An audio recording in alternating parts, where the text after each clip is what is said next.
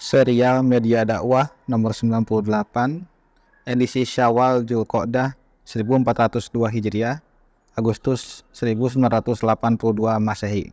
Sholat Idul Fitri di ibu kota meluap.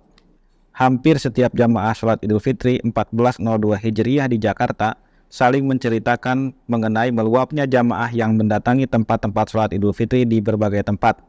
Umumnya lapangan, jalan raya yang ditutup, juga masjid. Tidak kurang dari 150 tempat tersebar di 5 wilayah Jakarta, bukan 95 tempat seperti diberitakan Kompas dan Sinar Harapan 24 Juli yang mengutip selebaran Dewan Dakwah, di mana memang tidak mencantumkan tempat-tempat di luar koordinasi IKMI dan DDII. Perasaan bangga memang meliputi hati umat Islam di ibu kota melihat membanjirnya jamaah sholat Id tahun ini, meskipun warga ibu kota yang lain tidak kurang dari 2 juta jiwa pulang mudik. Salah seorang jamaah di Senen mengungkapkan, sholat Id di lapangan parkir pusat perbelanjaan Senen tahun ini sampai meledak. Tidak seperti tahun lalu. Tahun ini jamaah sampai meluber ke sebelah selatan Jalan Keramat Bundar, katanya sambil memandang jamaah yang memang terus berdatangan kendati pun waktu sudah menunjukkan hampir pukul 7.00. Pemandangan serupa di Senen ternyata mewarnai tempat sholat Id di berbagai tempat di Jakarta. Di Fakultas Kedokteran UI misalnya, jamaah sampai meluber ke 4 jalur jalan raya Salemba yang sangat lebar.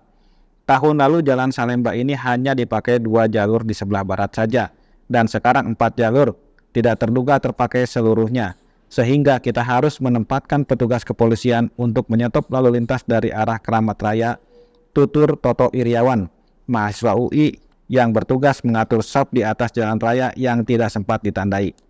Yang mengherankan sebenarnya tidak jauh dari Salemba dan Senen ini terdapat juga tempat sholat Id, misalnya di Matraman atau di sebelah selatannya di sekitar gedung Departemen Pertanian Salemba.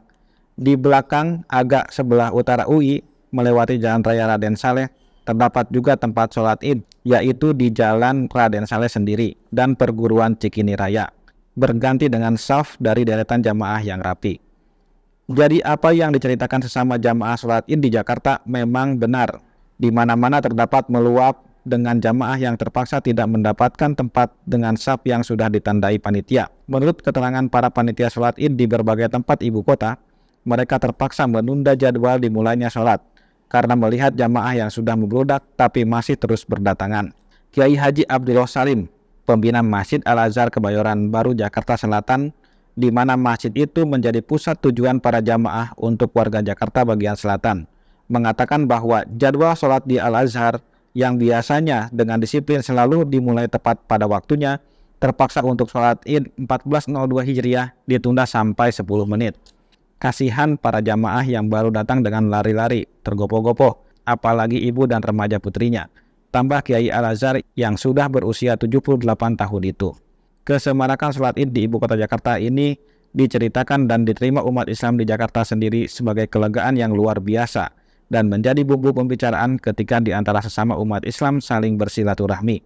Kenyataan meningkatnya jamaah ini tentu juga akan diterima dengan hati penuh syukur oleh umat Islam di seluruh Indonesia. Selain sholat Id di daerah sendiri, tahun ini juga ternyata jauh lebih meriah dari tahun-tahun yang sudah. Kita bersyukur keadaan ini dialami oleh umat Islam. Kenyataan ini juga menunjukkan bahwa umat Islam ini mayoritas di negerinya. Umat Islam memiliki potensi, meskipun itu belum bisa termanfaatkan.